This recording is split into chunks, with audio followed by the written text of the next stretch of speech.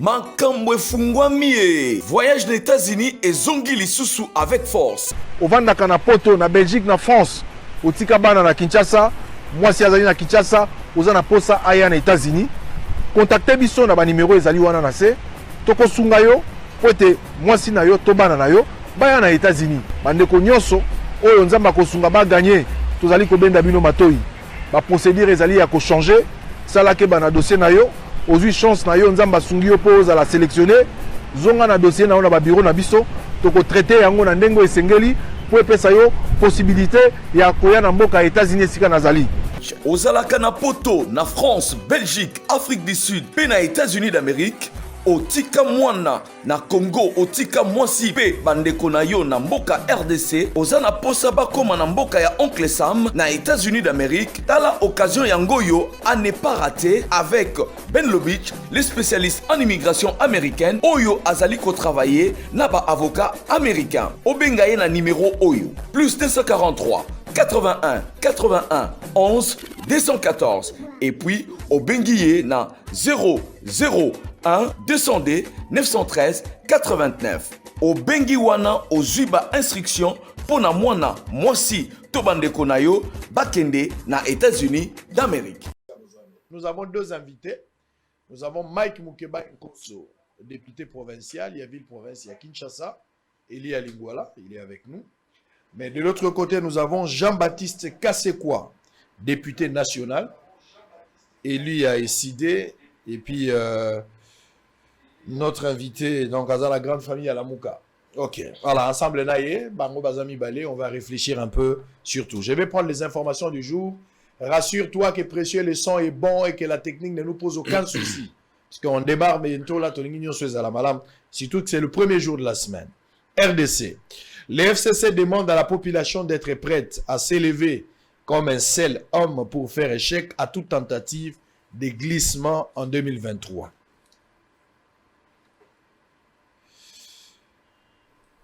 Six morts. On va prendre, il y en a plein ici.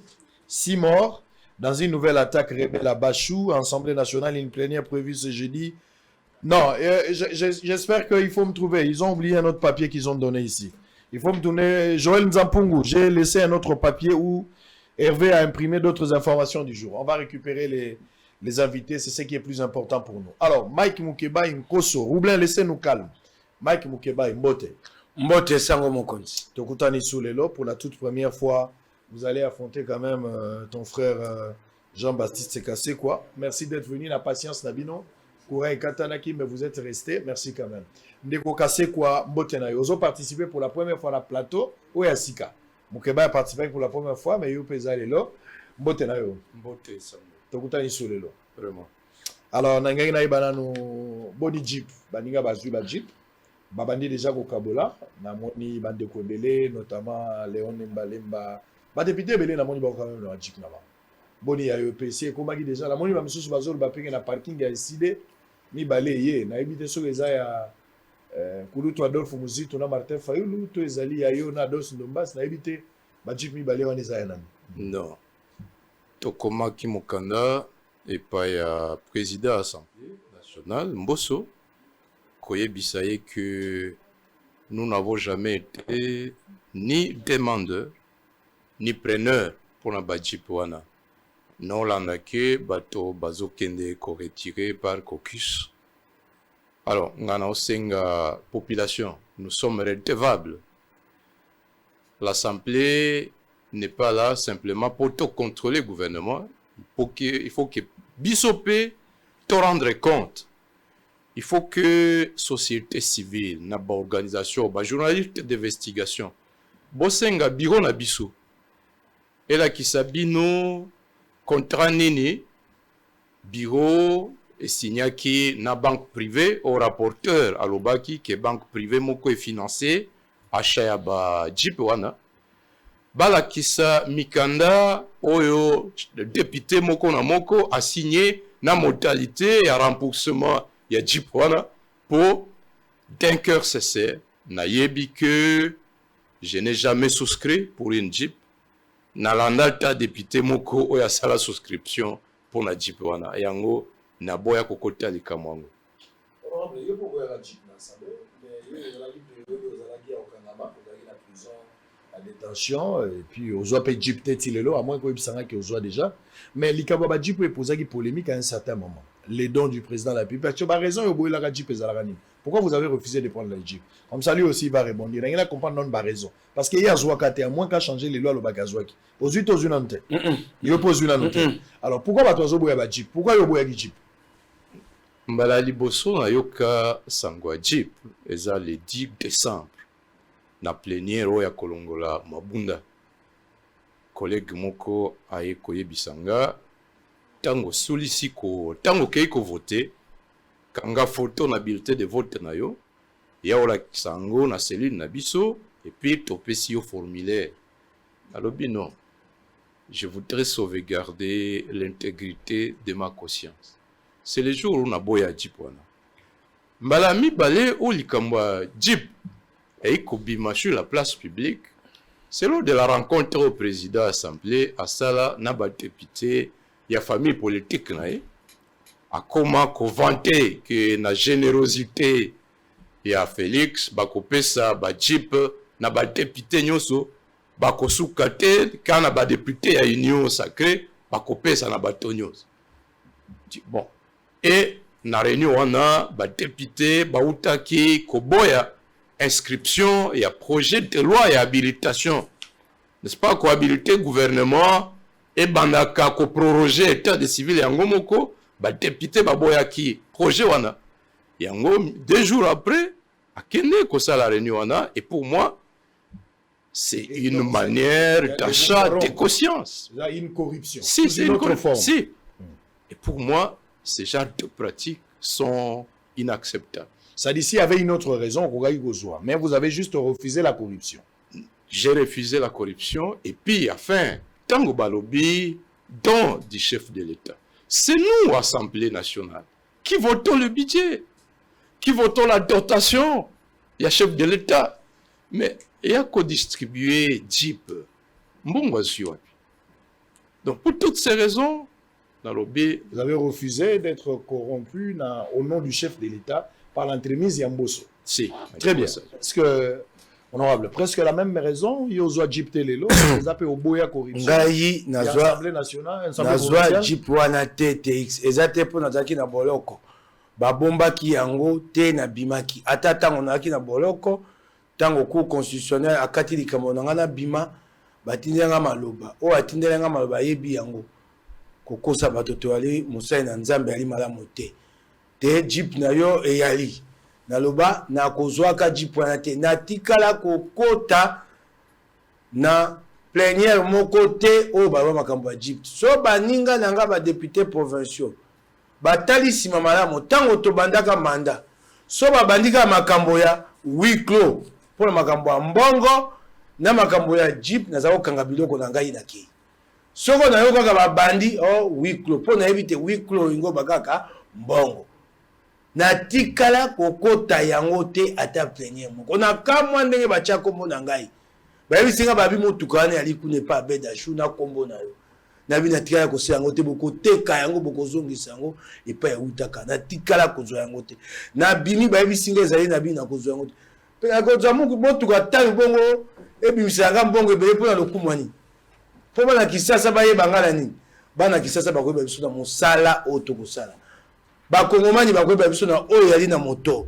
na oyo kolakisa bato te na sepeli mingi na ndenge ndeko Jean Baptiste alobi te baboyi yali ndakisa malamu na bete ba maboko na bandi te kozala ye moko te te baninga bango banso bakolanda nzela wana te lobi mpe mozito akotika kozwa mbongo azwaka assemblée po yali lolenge moko elingo oloba te bango esengeli bayebisa mozito kozwaka esu mbongo te tala biso na la muka ya fale ne house tala biso na iside to boy kozwa mituka boni yo kendaka mosala te olobi te assemblée ezali illégitime assemblée illégitime eboti mbongo légitime esengeli bango balakisa mozito nzela bo bango bakolanda na suka sanzawa tango tokondo tala bazwi mituka te mozito pa azwi mbongo te wana te tokomona te solo yali kati na bango nyonso soki te tokopona bato ya solo tozwi Jean Baptiste totie pembeni Mozito na faulu to tie bango na libunga.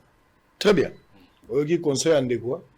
Yoza na décidé, il y a Martin Fayol, alors que Martin Fayol a zali député élu, alors que Mozito pe a zali député élu. C'est-à-dire, l'honnêteté na yo ya koboya kaniaka, to koboya corruption, o balinga basala bino pour la Jeep, ndeko lobi, ezali un modèle. Lokola yepa boyaki, ça c'est normal. Mais au-delà de tout, il vous demande quand même de conscientiser Mozito et Fayolo, qui sont aussi députés au même titre que yo. C'est-à-dire, ndenge boboyi ba Jeep, bango pe baboya salaire, parce que bakendaka na bango ko siégete. Le président élu, Martin, a laissé son mandat na collègue Nabiso Charlotte Massiala. To signer déclaration à Koboya Badjipoana à 4 députés. Charlotte Massiala, Aliboso, Jabosco Mambo, Elia Bagata, Ados Ndombasi, Nanga, Jean-Baptiste Kassekwa. Donc, Martin Fayulu n'est pas engagé dans cette affaire. Au-delà de ça, na sepeli na likamoyo nekoma et kalobi, il faut tozwa kamakasi. Ya kofistiger à dénoncer. Est-ce qu'on y a dit que dans la législature, il y a 2011, 2008, et en a battu pité, il y a eu des pes, baboya ko siéger. Mais bazala ki kozwaka mbongo wana. Ils sont dans les institutions aujourd'hui. Je ne voudrais pas donner Bakombo na bango, mais vous savez que Félix était l'un d'eux. Il faut tout ça la enquête, sans parti pris. Toutes ces pratiques immorales. De la même manière, à Telombi, à Lobi, Likolo et à Muzito, mais même tous ces gens-là, dans la législature, Mobimba, de 2011, Tina glissement, Bore Mbongo, n'ont jamais siégé. Toutes ces pratiques doivent être condamnées. Très bien. Alors, on va prendre les informations du jour très rapidement. Avant Nakota. Allez-y. Ndeko, na sepeli nengo bandaki. Kasi sikobeti libako. On ne peut pas justifier le mal par le mal. Tango Félix asalaka ngo tobetelaka maboko te. Bino bolobi te bona poso ko bokonzi. Ndakisa nyonso bomoni be ya mabe yango bino memi na faden. Oh nyonso ya mayama Kongo bomoni te. So Mozito akwe na mbeba ko batela ete tika ye libunga na etali yote. Okonyo ko mapamba. Ya mbeba ya Mozito, yebisa moninga na efaula zongise na nzela. Okoko zwandakisa mabete obiso telemelaka. Kongo ya bandakisa kitoko ebele. Bomoni yango te. Mozito ko zwabendakisa mabasali. Sika yo vandi ya vai na ndako na. Yo ya ko bundeli kamoni. Asai kama mabe. Yandakisa mabe pona bana biso. Kokotela yete. Tika ya mema yango. Opesi ndakisa pa ba kongomanya malamu boy mutuka. Siko yo ngoko bundela moto ye ayaka mosala te ko kwa misolo. Tika ye aya ye moko. Okokota libunga na ya bandiango lelo ta bandiango bandata kwa kabila. Ça dit on se met d'accord dans le sens que même si c'est Félix Tshisekedi qui l'a fait parce que tu l'as cité nommément ici, mais Zala qui erreur. Oh il y a à reconnaître et bien qu'il soit de l'union sacrée, mais à reconnaître que Zala qui erreur. Alors on peut pas corriger une erreur par une autre. De la même manière on avait condamné pour Félix Tshisekedi qui ne travaillait pas. Mabandeko zoba émolument. De la même manière aussi Mozito doit revenir à la raison. De refuser de prendre. Je suis d'accord. Je suis d'accord avec ça. Très bien, merci beaucoup. Alors, on s'est mis d'accord pour le premier point. On verra la suite. Sud Kivu, un militaire tué dans une embuscade des miliciens près de Kamombo, à Fizi. Un mémorandum d'attente signé entre le gouvernement et un consortium chinois pour la livraison des 600 bus. La Banque centrale appelée à clarifier l'origine du record historique de 3,3 milliards de réserves d'échange. Je vais faire une petite mise au point autour de cette question, peut-être à la fin. Hein? Précieux, tu vas me réserver même 10 minutes pour qu'on aille clarifier dans le dossier, M. Ezalia. Sud Kivu, hausse des cas de choléra à Kitutu, déjà 138, dont 11 décès. Kinshasa, de jeunes influenceurs s'engagent à accompagner Ngobila pour la réussite de l'opération Kinbopeto. La MONUSCO promet à Tshisekedi de redoubler les efforts pour de meilleurs résultats dans l'Est. Unikin, le général Célestin Kanyama Chichikou, ancien chef de la police de Kinshasa, proclamé docteur en droit. Avant-dernière information, 76e session de l'Assemblée générale des Nations Unies, Félix Tshisekedi parmi les chefs d'État qui s'exprimeront les premiers jours. On va en parler dans le premier point tout à l'heure. On termine par cette note justice. Jean-Pierre Lisanga Bonganga, attendu ce lundi au parquet près de la cour d'appel de Matete. Mais la question reste à savoir, est-ce qu'il va rentrer chez lui ou pas? Je ne sais pas. On le saura dans les après-midi parce que c'est une invitation ou un mandat de comparution. Je ne sais pas. J'ai vu un document sur les réseaux sociaux. Je l'ai cherché moi-même au téléphone, mais je ne l'ai pas eu. Alors, Tobanda, Molongo Aliboso. Félix Tshisekedi, président de la République, a assisté dans Matanga ya Kyungu ou à Kumwanza. Après quoi assisté de Lubumbashi dans l'aéroport, il a pris l'avion, il est maintenant aux États-Unis. Alors ici, Nalingaki bo menganan ko réfléchir d'une manière anticipative, nini tokoki ko s'attendre na participation. Il y a biso encore FRDC, Félix Tshisekedi qui prendra, ni toko ko zela na kati ya sommet oyo. Si vous pouvez réfléchir avec nous. Les présidents de l'Union sacrée, il y a Union sacrée, Union africaine, voulais-je dire, Tshisekedi a figuré parmi les présidents au Barozoma Lobaliboso, soit à 14h. Les 21 lobby à 14h, Félix Tshisekedi va s'exprimer. Alors, message à Félix Tshisekedi, vous allez la concentrer sur quoi? Si vous avez un peu de la magie autour de ça. Mike Mukebai, vous avez 5 minutes, voilà 5 minutes sur cette question. Nangonga oyo eloko Congo ali nango posa makasi kimia na este. Mokonzi mboka azwi mwa nzela mwa lidusu ya kobelika mwana malamu. Lelo etalamisi te oyo kosama na este e ali terrorisme. Ali terrorisme na ndenge bato akabila bazakolo bate.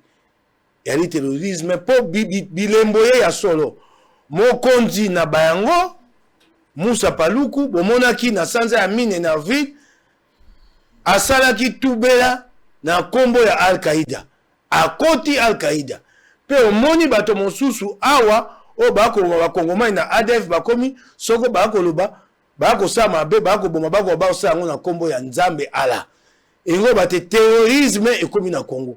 Terrorisme so ekoti na mboka na bino, yali likambo ya bino mokote, yali likambo ya mokili mobimba. Etali o babi bokenge na mokimo ba sécurité internationale. Et sengeli mokonzi ya mboka abelela mbela makazi pote mokili ya kosunga biso. Etumba eri ya biso mokote. Oyoki te balobi te epai ba terroriste bakotaki na Mozambique. Tango batali nzaya batambolaki ba mosu ba utaki na est ya Congo.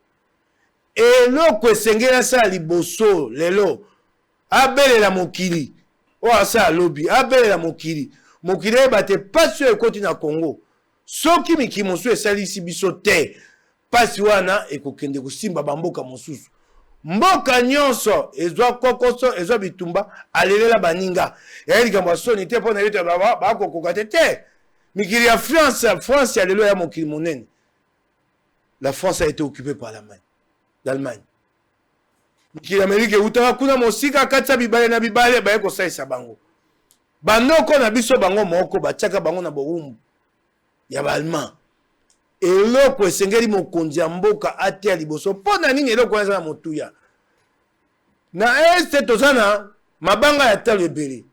Toali na coltan, toali na kasiterite, toali biloko ebele kuna. Biloko wana nyonso nzela ya kosalela ngo pona mboka ya lite, bato bakoloba te bokenge ya lite, ya pas de sécurité, instabilité, nzela te baya kuna ya lite. Kimia kokota kuna ekofuta biso nzele bele. Ekofuta biso te ba kongomani bakofuta bakofaka esute. Ekofuta biso te bato bakoya na mbongo pona kotia. Elingo bate kimia na este ezali pe na ntina ya nkita l'économie de notre pays. Eloko esengeli mokonzi ya mboka atia liboso yango wana. Petango mobulu ya likuna ata bato bakoya ba investisseur na Kisasa kasi bakoloba Congo c'est un pays à risque. Pona koya bako futisa bango mbongo ebele. Bawo balenga ba compagnie d'assurance. Soko byo kenda Congo bya bitumba yali kuna. Babite bitumba ya est babite. Congo babenga yango pays à risque.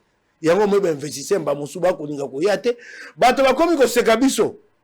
Mokonzi mboka kenda ki Allemagne. Babi o adwi libungu tulu. boseka biso te toye kokuta yango bongo baboma Congo bokenge ya kate biso nde tobandi kosala mosala sikoyo po te bokenge ekota eloko wana nde mokonzi ya mboka esengeli atia liboso mokili mobimba eyeba bao bakozala motema kosunga biso ko bana mikili Amerika nde basi batinda ye bato po baya tosala bango mosala ya renseignement militaire baya tobunda na bango etumbane la sécurité yozali moponami esika opasi ezali mingi bato bakufa ebele eloko nini yozozela na Félix Tshisekedi na sommet oyo aloba nini oyo ozomona soki okoti na magie soki ozalaki conseiller ya mokonzi ya mboka soki ozali moto ndenge ozotala lecture lokola molobeli ya peuple nini mpenza ekoki kozala au centre ya discours na ye oyo ekoki kobikisa mpe mboka alors oya koloba ekozala différent te na au gouvernement ezoya koloba à chaque fois baosenga prorogation ya état de siège à chaque fois que bayaka balobi compte tenu des résultats positifs constatés sur le terrain ozela discours na ye lokuta ekozala mingi autour ya bila wana Félix Tshisekedi akokosa mwa mingi bila ya état de siège bako décorer yango bakoloba plusieurs positions prises pourtant soki okei na Google site ya baromètre sécuritaire du Kivu centre de recherche attaché na JEC okokuta le premier mois de mai ngamoko nasalaki rapport à monitoring 210 civils tués samedi oyo ba découvrir 38 corps sans vie na chefferie ya Bashu. Tout le bilan, alors que avant état de siège, c'était 353 personnes tuées du 1er janvier au 30 avril. Mais pendant l'état de siège, nous sommes aujourd'hui à plus de 803 comme ça. Mais il ne sera pas dit à quoi la vérité. À quoi le gouvernement zoya ko le gouvernement que les choses s'améliorent encore davantage à part quelques poches de résistance. Mais quelle est la vérité? Quel est le côté caché de la vérité à état de siège? C'est quoi? Vérité Ngoyo Sango, c'est que le militaire a la volonté de se battre, mais pris à charge exacte. Et là, toza na 76e jour, rassure exacte. Batindi on a front à état de siège, balobi topé si 30 jours, aussi les sabitumba wana. Mbongo bimi na trésor public. Et puis, ratio et monanité, salaire et monanité. Et nous sommes au 138e état de siège. Sima y a massacre à Tchabina Boga na Itori du 30 au 31. Plus de 100 Congolais bakufaki. Batona des prétendus ATF. Biso tondi malisu soute tobenga kabango ba ATF.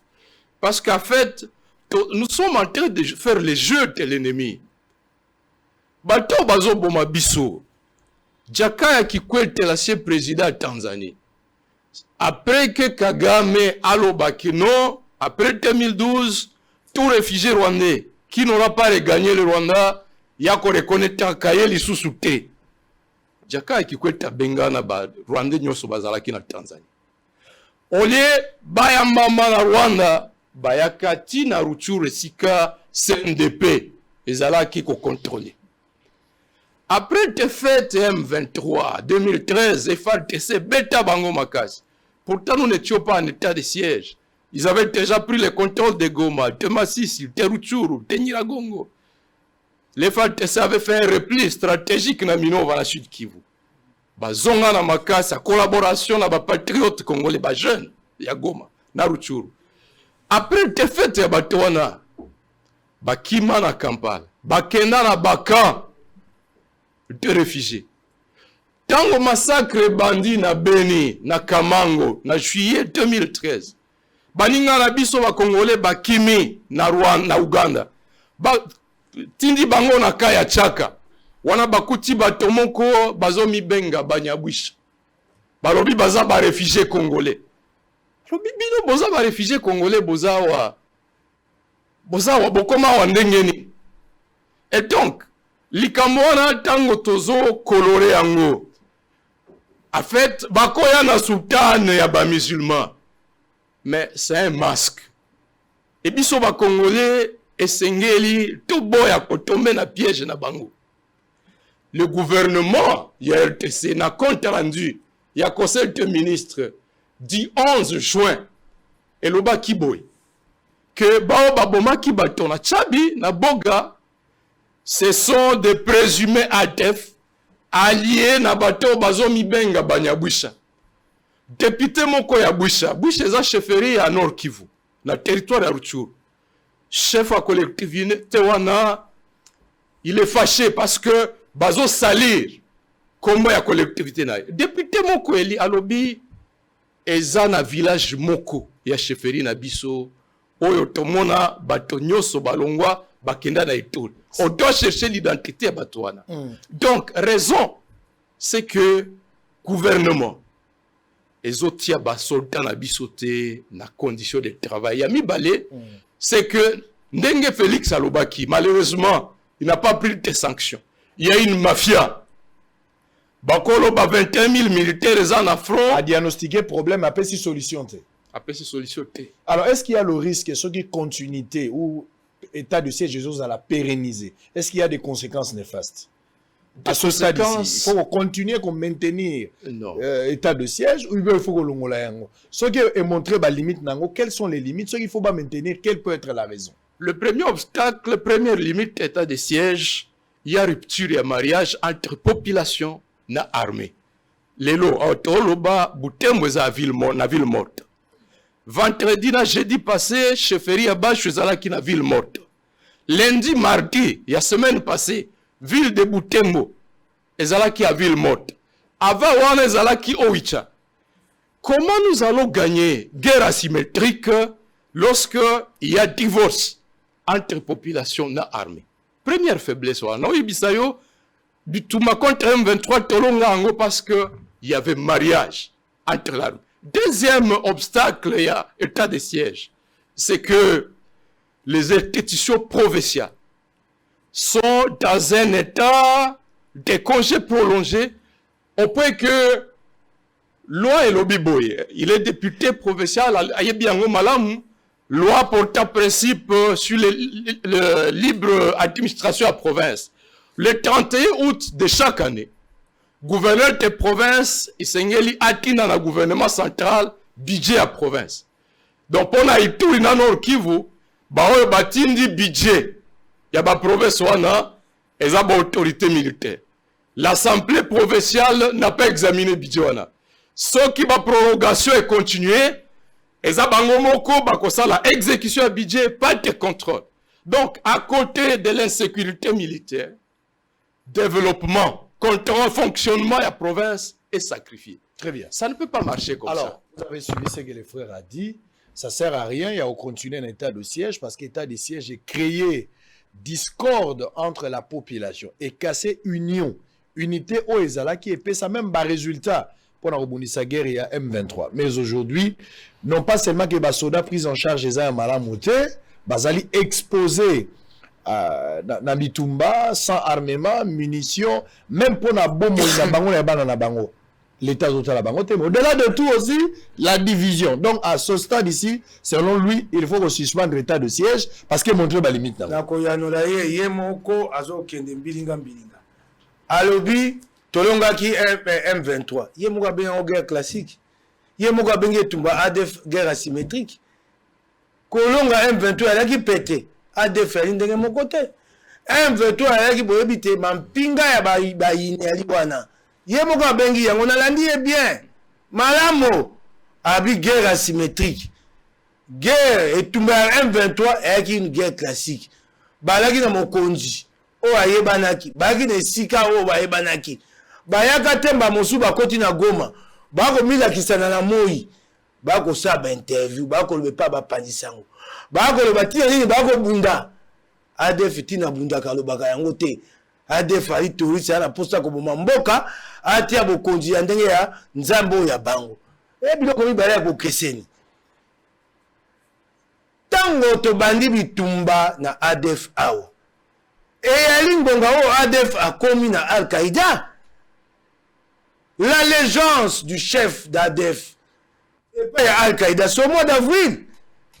Bon, tu as ma vidéo, on a monité à Makambango, pas l'obité, à côté na Google, à télé. Attends et nous avons ADF, à Keko Bakisa Makasi, ADF a joué Al-Qaïda, Al-Qaïda a Sungaï. Et si Kato Komi Kobundi Saye, ADF a yé, Kola Gitsate, na Kobundana Bango. ADF, Tolobate, a joué Makasi, Kolekwa Kinango Liboso. ADF tolobate alimota izate na koboma ba kongomani kolekana ki liboso nengo batete bato bakufa to kolela bango te e ko sa pasi ya motema te e salami te tango toko bande tumba ADF amoni ta ko tumba te ADF ake ko luka makasi pa baninga ADF asali allégeance na Al-Qaïda e ngo te tumbe baluki yesu pasi koleka liboso tango zolo bawana omi 2 ans dit tués, n'a tué pas naï. 38 corps retrouvés. Avis du 1er au 30 avis, il y avait seulement 350 tués. Ce qu'on l'a dit au bisoto sali. Bandako, bisika, ils avaient un quartier génois ADF. Auto bengali ADF. Ce qu'on dit bateau, auto botoli na maboko ADF. Bisoto ko lo bango ate. Point to ko lo bango ate. Po atango bakisi yango bateau. Tango bateau azo kufa, bakondi babisoto pasi na biso yango.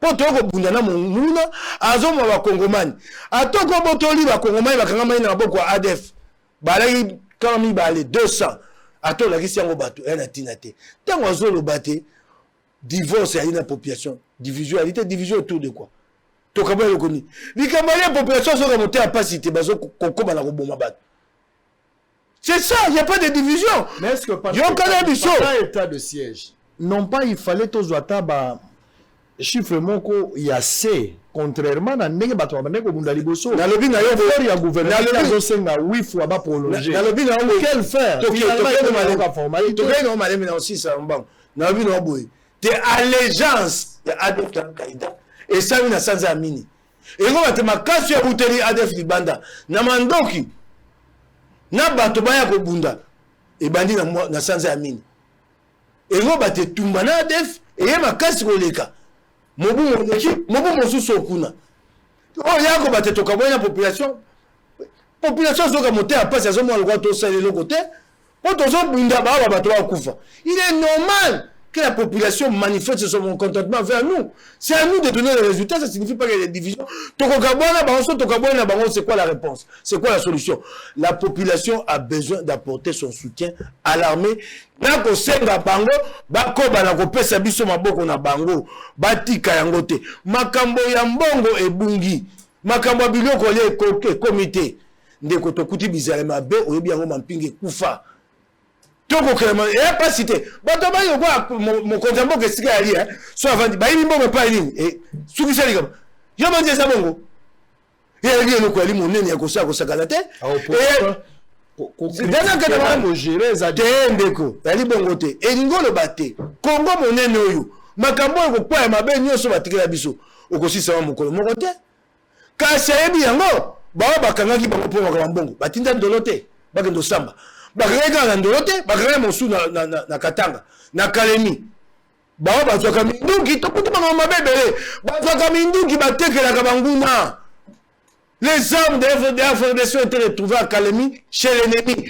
Il y a une commission ici qu'on appelle commission Monsala au Bango Seri Basala de Konanga et aux hommes national. Battez-vous pour la réhabilitation de la commission nationale de contrôle des armes. La commission Banda Kabila et Sarakate Kabila Boma mon code Félix honorable Moukebaï. C'est là que Libisa. Ce qu'il faut tout évaluer.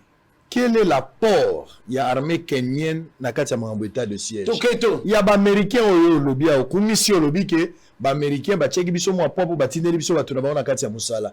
Si quoi état de siège et comme dans un spectacle ba vanda mibu e kozala. To defina ba soda libanda to ko bikisa ba monte. Na bisi ndeko na ngai honorable Jean-Baptiste.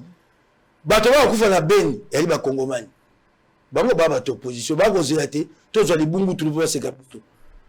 Ekoza mawa likamba Beni ezate Félix Sassou libungu tulu et ali biso banso totia makanisi pour aller bakongomani bato okufa yango nazo senga ya honorable député national babengisa ministre de défense batuna ye makambo ya commission nationale de contrôle des armes et ba connaître mokonza moko ya kokuta mais nduki balinga batala yango te il faut marquer les armes pour nakoba mitumba ba ke ba meki akoka l'académie on a marqué les armes par la commission bitumba bundi bikolelandi ba kangi wanguna 40 armes des FARDC retrouvées marquées chez l'ennemi. Et makambo tokuti kabela mesana yango to yipite boko ngati biso so bobo se kapoto zwa libungu tono sa commande qu'ils ont échoué de l'ivoire ba congolais ce n'est pas votre problème nous échouons non yango la sengi yo ake na sengi ye bobengisa nani ministre de la défense la commission nationale de contrôle des armes et non comme ko sala moko pour y bien boîte na est pas na bien les armes circulent sans contrôle bobengisa ye qu'on réhabilite cette commission. À votre niveau, mon tour, à l'examen de rapport armé. Américain, la Kenya. What réaction impitoyable au binobo. Tokeina yo malembe. Boye bakayango. Mapinga ya bapaso baye bakobunda makasi koleka binote. Lelo ba Kenya baye nanzela RDCT, baye nanzela FARDC, baye nanzela MONUSCO. Mapinga mokote bakoko buta bapa babunda koleka bakongomani.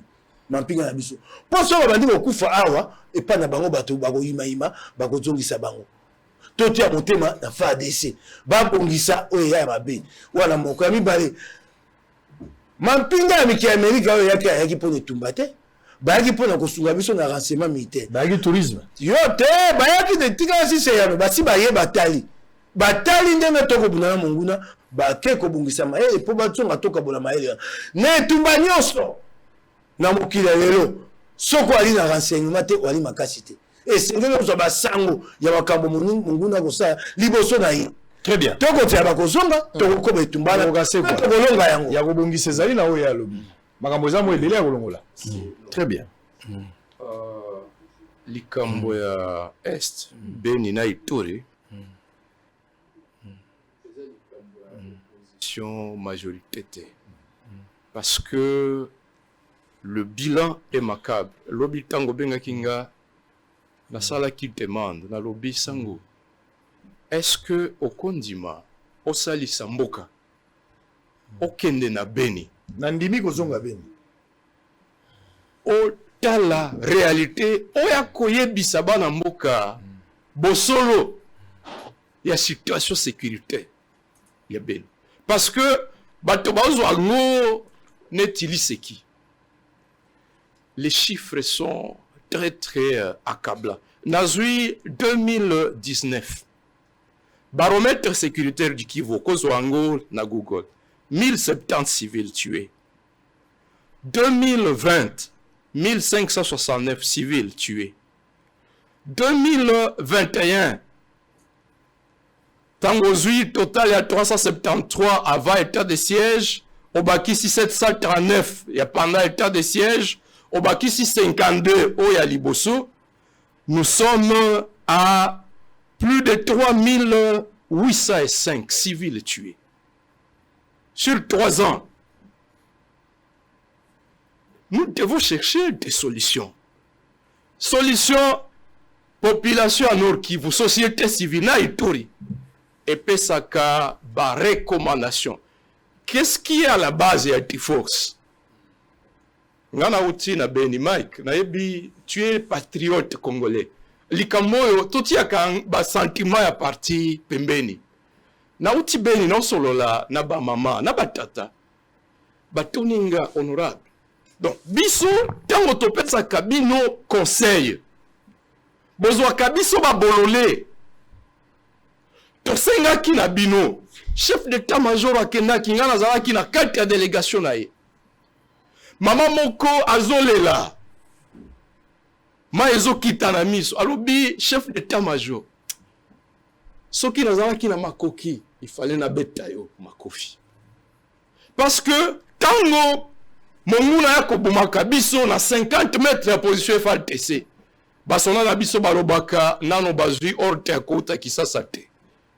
Yonde chef na bango, yonde ozalaka na Kisasa. Elingi koloba yonde oboyaka kopesa ordre. Proposition population lobi boy. Toza na confusion ya koyeba soldat Congo eza nani na monguna za nani parce que monguna ayaka chaque fois a teni FRDC teni PNC bapesi proposition onga na zui eza concrète balobi tosengi armée elongola basoda nyonso na o zamba ya Beni batia bango na camp babanda identification moko na moko batala nani aza na matricule ya armée na biso nani aza na numéro matricule te comme ça bako identifier ba infiltrer na kati parce que tokomaka na position kuti 5 militaires mais si mana bango ozomona bato bavandi na brousse kuna balobi soki basali ndenge wana bayebisi population baye na ba unité mosusu ya sika bayebisi population bokende na bazamba na kuna soki bomoni moto na teni boya koyebisa biso boyo bake aza ennemi boyebisa biso tokende vous allez voir comment la situation sera rétablie.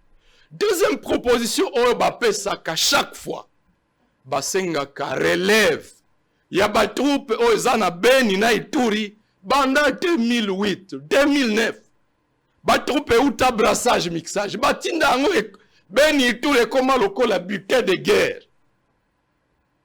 balobaka bolongola bango boyana ba troupe mosusu que la confiance soit rétablie et puis bo assurer prise à charge oyebi ba journée ville morte bandi na Beni ponani pour les 4 mois d'état de siège société civile était non près 603 cas de braquage nocturne pourtant il y a couvre-feu ba continent kwa moto viole salemi ba memi biloko et puis Hollandi 2 jeeps et ont permis andako et memi biloko ke la population dit ça n'est trop Très bien. Naba chou problème dans Soukiwana bato bakufi 8 personnes d'abord les 15 parmi lesquels gardien coutume à Banande Baboumie et puis Sima 38 corps découverts mais chose grave pour FRDC et autoriser famille pour récupérer corps pour pas que les corps enterrés en haut bah au Sengambongo ça $50 la population dit ça n'exige ni majorité ni opposition et ça biloko mosusu il faut toter les melakango biso nyos. Très bien. Alors on va revenir. D'accord. On allons voir Baksa. Pour tout côté le sujet mosusu. Si les sambango tout changer sujet, tout côté la makabwa processus électoral. Soko bato basengi $150. Donc on a apprécié tout liba ben sa ministre de défense mokola tanga komba bato wana. Yebisa bato abeni ba yebisa kombo ya mampinga o basengi mbongo wana. Oh. Et là on a sengi yango pour apesa bango etum. Obini kambo uniforme, kambo uniforme était pour attaque changer, bozu tenir mosusu, bako yango. Obengi yango mo guerre asymétrique.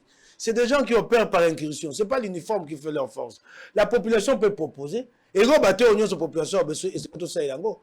Si sur le plan opérationnel, on trouve que c'est pas efficace. Le problème c'est l'ennemi nous surprend. C'est pas l'uniforme, la confusion avec nos hommes. Non, l'ennemi nous surprend, l'ennemi frappe. Et c'est repli. Ce n'est pas et ali bongula te boko bunda na ebo. Yango wana et lingo baté soka population abi bongo la teni. So bongo la teni te de bosai mam. Et pas ba ko zo teni wana to ebi teni onyo so fa de sazana. Yo ko se sangote. So to bongo teni o to zana ba se sangote. Na bi te makanise za mabe. Mais j'essaie de critiquer cette proposition. Très bien. Et ngo baté te o nyonso population ko ba konti bata ba konti ba bi mosala mpinga ba kota o sala na oyo ekoki kosala te to eloko tokolukiza tozwa elonga yango wana. Très bien. Alors tokota likambo ya processus électoral Mike Mukeba inaze pana yo le 19 septembre 2016 na 19 septembre 2021 mokolo 5 ans depuis le premier carton jaune opposition dans son ensemble Etienne Tshisekedi vivant bapesa premier carton jaune et pas ya Joseph Kabila. Donc on a préavis à travers un carton jaune. Yambote Kabila s'il sa même mandat, mais azori de avertissement là. Carton jaune, nazo kanise Etienne Tshisekedi, certainement repé manakimia. Il y a eu des morts. Bato bakufa ebele. 5 ans après aujourd'hui, ba sentiment ni nyozana. Kabila n'est plus l'opposition bokomi na pouvoir. Et donc liboso bokundoli ya le 19 septembre 2016 etali site bokonzo yo Kabila tikaki yango te na bolingo ya motema na ye bato bakufa ki ebele liboso baye kokufa lokola nzinzile 19 septembre natali bilili nazali mokolo ya pasi ya poso pa ya Frank Diongo la Congo akundolaki likambo wana po yebi atambolaka na etuku ya bato awutaki na bango akufisa bato na pesi elongonya akundolaki yango mokolo ya poso elombe na moko babundela mboka oyo na moni bilili ndenge kotalisa liboso ndenge kotambola nde bato akwei basi na mibali awa na baka yao na bandalungwa lobi moko ayenga na kendaki epa ya ndeko na ngai Augustin Kabuya yepa kundolaki liwa ya bandeko ya IDPS na moni bilili ndenge mokolo wana Félix azalaki liboso ya bato na Jama Kabu na baninga mosusu batamboli na butu na yango bato baye kokota na lopango ya IDPS babuki ekuke babuki Paul bakoteli bato babwakeli bango kabila batumbi bango so bakongomani boye bate boye bayango tokundoli yango po ele bamate plus jamais ça likambo boye ça emaisute tokundoli yango po te bakongomani boye bate bolongi na makila etumba ya demokrasi ya moto asaka na bino te bana biso bobatela yango kasi likambo na kamwaki epai na bango na eside ndeko na Jean Baptiste moto akoyebisa ngai soko bango bakundolaki yango tote ils n'ont pas commémoré. Peut-être qu'il me dira le contraire. Ce qu'on a eu, nous avons décidé. Au Kokuta Batie, photo ya Fayoul, moto ya Kovimba. Vous voyez bien, photo moi avec moto. Avimba moto mokwani, le 19 septembre. Malam ou kolaki sa photo pour l'abonner na Fayoul. Kasi, kokundo la ba wei, Fayoul na posa na ngote. Bongai, moto abongo so pese bokonja, ok, nango esika mokote. Bato bakufa, Fayoul aboy kokundo la bango. Il a refusé de commémorer. Non, mort. Poto koyo kanate. Abo sani ba bakufa pone tumba kasi so okay manifestation décidé Fayoulou héros batie photo wana donc on tire profit de la manifestation pour un bénéfice politique moral personnel mais on refuse un recueillement sur la mémoire de ce que nous ont laissé. Comparativement la situation actuelle, la seule manière à commémorer batona ndenge yo lobby ezala ko loba plus jamais. Parce que cette fois-ci, il faut voir la vie autrement. Mais les gens pensent que les pouvoirs actuels baso copier exactement les mêmes bêtises et un régime passé. Ba marche ya bato bozo ko boya yango. Ndenge bozo réprimer marche ezozala avec beaucoup de violence, manque de professionnalisme. Même le régime a Félix Tshisekedi bato pe bakufi parce que marche ya Malonda et Salamaki Félix Tshisekedi a commis déjà pour les Azaki Joseph Kabila te. Il y a eu de morts de part et d'autre. Ozo kanisani na likambo. Nako kena na malembe na koyanola yo. Corriger une erreur par une autre. Bokonzi o ya biso enyo sake toyebi te bango bana posa ba l'acception na mokili loko la dictature. Pour justifier ce qu'ils veulent. Ils veulent mener une lutte de libération. Il n'y a plus de lutte de libération ici. La lutte va se passer dans un espace démocratique. Tokenda maponon. Soko mo mbeba moke babeleli. Au monité le 19 bayaki bango moko ba ko filmer. Pour documenter les moindres dégâts. Toko ya nambeba wana te. Boke senyali bokonzi na biso na bokonzi ya Kabila. Tango bapekisi Fayoul kotambola. Oyoki to sepe nango. To ebisi yango mokonzi Félix tika Fayoul atambola. Na tango Kabila yaki menda sa leki justifie. Nous disons à Félix tika Fayoul atambola. Fayoul ya kolinga mema biso na motambo. Biso so twaki opposant, nous savons comment on perd l'opposant. L'opposant c'est l'homme de la provocation. Opposant ali a Dio tuo mangwela wa soka sisko Dio tayo abi botia caméra tango yo misaki bota po beta ye nde bazui yo babi tala beti ki bota. Nous savons, il faut que nous arrêtions de prêter le flanc à ce jeu-là. Batika Fayoul atambola bokese na bokona mtu ali. Boyoka ki te babeti mo pasisa mo pasa ligodi. Ministre de la communication Patrick Moulet. Apa mele yangote. Alobi te makambo bonsa ma bokona biso te. Boyoka ki te ye moko. Nani oyo Sivano Kasongo a l'élite pour la likambo wana bomona ete ke mokolo be yango moko wana bakangaki mpulusu ya balakisi soko mbebe yalinga na koyanga nango te bambebe kwe na bokonzi na biso tokobongisa toye na bokonzi toye kokuta bituka ebele Kabila sa bebisa yango moto mpulusu soko akoya pour encadrer la manifestation alingi mobulu ça ma poyi babato bachombo. Les policiers lui-même souhaitent qu'il y ait du désordre pour voler. Et c'était un état d'esprit légué. Après ça, on Kabila, nous en souffrons. Les policiers profitent. Les jours, ils rentrent chez nous, le poste plein, c'est les jours de manifestation publique. Et il en profite même pour doiter Fayou le départ. C'est pas la gamine, il y a un état lié sur Basala qui a un sol. État lié. Il y a un Basala qui a un bête au pameli. Policiers à l'ingui, bâti d'ailleurs que nos pays ça marche. À cause de Tchomba, à cause de Bilo qu'on est à l'ingui. Et à Bilo qu'on te coûte un temps à Kabila, tu as là.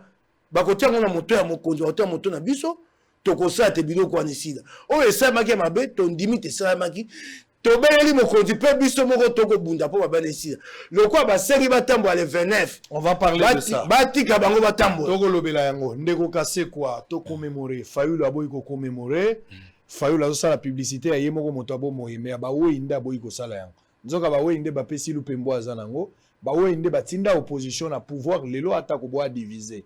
Ce qui nous unit est plus fort que nous-mêmes. Il fallait commémorer quand même pour la Baouéouana. Et ça, manière, moi, il y a insulter mémoire et bateau, Bakoufa pour la lutte. C'est de l'ingratitude, n'a pas à Martin Fayulu. Ça, c'est la première question qu'elle lui a répondu. La seconde est Ali. Comment vous pouvez aujourd'hui juger tout en tenant, en faisant le parallélisme entre le temps de Kabila, la répression à la manifestation, est-ce que Félix Tshisekedi emboîte le pas de Kabila où il y a des avancées significatives, la liberté à s'exprimer? Merci beaucoup. De commémorer d'être martyr à l'E19. Nganazala qui coordonnateur et Rasop Nagoma. Donc, j'étais l'un des manifestants, l'une des victimes. Et si après, Baboua Kibiso en prison pour 9 mois. Martin Fayulu, nous nous sommes réunis en mémoire de ça, mais non seulement en mémoire de cela, Oyebike n'a marché à le 15. 4 camarades portés disparus, Chilelo, il y a cité. 22 arrêtés, Dieu merci, ont été relâchés. À Mbandaka, qui était arrêté, à Kananga, pareil. Alors, au Toninga, différence, Félix Nakabila, nous sommes dans le néo-kabilisme. Pour la Nini marche, il y a le 19 septembre 2016 et Salemaki, parce que Kabila a tiaki ba stratagème ebele, na plan nae ya koboya ko organiser les élections dans le délai. Pourquoi il y a eu marche le 15? C'est pour la même cause. Tosenga dépolitisation ya CENI. Tozo mituna à qui la dépolitisation de la CENI fait mal. Soki tolobi toti ya CENI moko oyo et comme pesa biso ba garantie que na élection en 2023 le vote des électeurs ne sera plus saboté comme en 2011 comme en janvier 2019. Et bato baboyi bati loi moko o balobi article 23 il y a une nouvelle loi sur la CENI. Le bureau sera composé de 6 membres issus des partis politiques, un membre ici à société civile. Elingi koloba bango moko 6 tango bayokani bazul décision majoritaire et l'équipe bongo. Te proposer to lobby s'il vous plaît.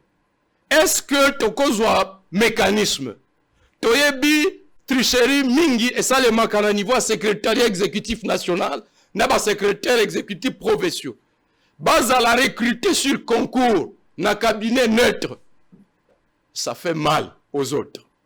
Tolobi biso classe politique to siéger na plénière organe à contrôle tout un système tel que bureau et kambama na bato société civile na ba église na ba confession religieuse à tour de rôle et totia ba commission oyo ba kosala répartition des tâches motomo côté à kozala na makoki ya ko décider pour la tricherie.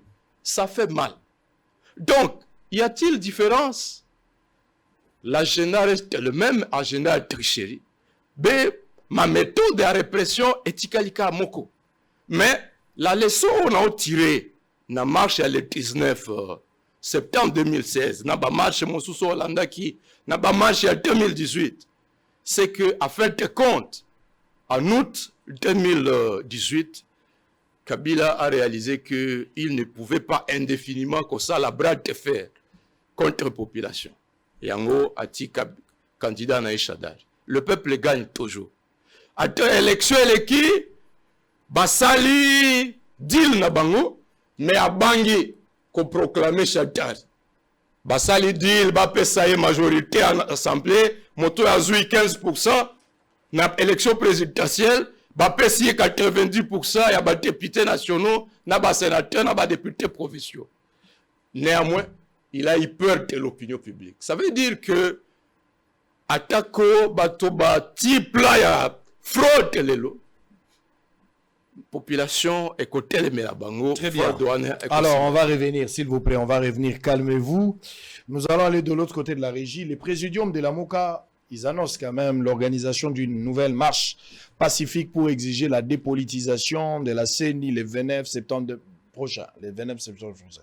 Mais et là, on a le policier, le comportement de la police. Moukeba, il a dit ici. Ça dit, policier, ata deux familles, on a eu à foutre raté. Jour à marche, ils a retourné au foot.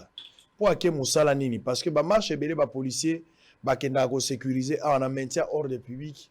Mousso, ba fouta marapé mbongote. Ba fouta marambongote. O ba fouta marambongo, ba cause payer une affaire. Par exemple, il y a 3 000 francs, 4 000 francs, par exemple, pour la Cambo, il y a un marché, il y a un maintien. Il y a 20 000 $. Si on a 20 000 $, la police, on a plus de 5 000 polices au Kabola. Nani a besoin de la deux hommes, si 200 $, mais besoin combien? Nous sommes en direct sur YouTube, sur Facebook, pardon, tous en direct. Partagez les liens, pour partager et belé, pour permettre de tenir sur le côté. Vous allez égoïste. Ce que moni au côté, Kabola. Il y a une place aux allées aux zones nangane na zolo basco fina bouton. Zala quand même gentil, fina moi bouton. Le banga a fini déjà. Sangonga ici n'a fini au salabia. Policier bazotinda yo pour na maintien à ordre. Mais ok, pour na ba poche ya batu. C'est grave. Nakulu na boke senité, policier à Kinshasa, policier à Congo, et longini ni bino bozoteka pona mboka. Policier aza moto alokumu. Na libanda nyonso soko ki okutani na police, ozo mona autorité à l'état izana kati. Mais au policier mo azo bang so parti elongi. Mais bozo koti sat. Ça dit ba téléphone, pourquoi ba marche ba to ba téléphone kaka nde bungaka. Ba porte-monnaie bungaka, mbongo ya bato bungaka. Yango moni Fayulu azaki na raison ya koloba ko funda bino. Bokoti sie misapi partout, vous l'avez doigté un peu partout. Bokoti si badoua partout. Pour quel motif? Pour sécuriser Fayulu. Fayulu aza Congolais à Sengia Tambola. Tozo Senga Batika. Pour ni Félix Tshisekedi tango azaki pouvoir ne bandeli. Atika ki ba marche. Fayulu bandeli ko kende ko benga la sport. Ba osa la marche à santé. Ba ke bazongi na bango. Gaz était le côté. Pourquoi ba komi ko banga marche? Est-ce qu'il y a quelque chose qui a changé? Na évité. Botika batuba marcher. Botika batuba marche. Surtout ba collègue na bino opposition à Kala. Botika ba marcher. Bazo rappelé bino biloko bo banda ko sala ensemble. Botika bango ba marcher. Je pense que policier et sengela za modèle. Policier azo kende mingi so bazo kende mentia ordre bazaka na basaka comme à l'école. Le so azu abwaki. So azu kaka abwaki. Na katu kuna za na mapa za na ba chaussette za na masanga nyoso na kati. Yo pe mwana wengete sa ko na mukongo za nini? Eza pe sa ki ya comme à l'école ya bana. Eza ta ya ba soldate. On va prendre cet élément présidium, cette annonce. On va se retrouver après. Maintenant, on va entrer dans l'élection en question. Élection en Gozalate, ne mangamozo, que de tous appels dossier à Zando. Mike Moukeba, Ozalaki na Zando. Et récemment, Ozaki na Yaki Kokis à quelques députés provinciaux. Ozaki na Ndeko Vidé Chimanga Zali Moko ya conseiller, ya chef de l'État en matière stratégique, au Kenda Ikuna.